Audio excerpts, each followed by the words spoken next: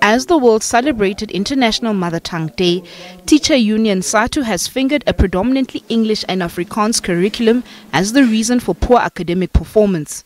SADTU noted that high failure rate is caused by language barriers because most of the African learners are grappling with content and language itself. COSAS say teachers should not only teach in home languages but also set question papers in the same language. But when we write our exams, we are not being given an opportunity to write our exams. When we write life science, we are not being given an opportunity to write life science in Tswana because we understand Tswana better than English. Now, this shows us that our own African languages have been oppressed for too long, and that caused a gap.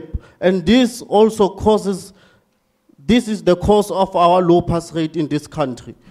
The language debate was again thrust into the spotlight following a protest at Hoërskool Offerval in Vereniging. The school has succeeded in its court application to stop the placement of 55 English-speaking pupils. It said that it had no capacity to admit the pupils. Protesters labelled the school's conduct as racist and anti-transformation. AfriForum, however, holds a different view.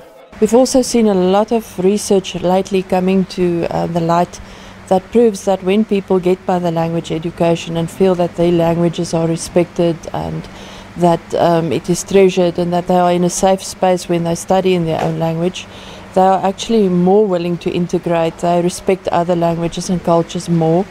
So I think the way forward is to recognize that fact, provide mother language education for all who want it in South Africa. Historians say the issue of language goes beyond being a medium of instruction, describing it as an integral part of identity. Our languages are what we suck from our mother's breast. It is a language that's the first that you hear. And when you hear your name, my name is Nokucena.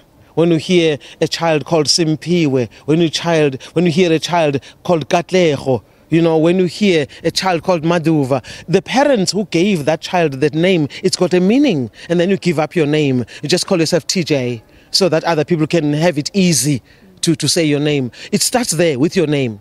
And then it has to do with you saying your name and speaking your language with pride and enjoying it. The language debate rages on.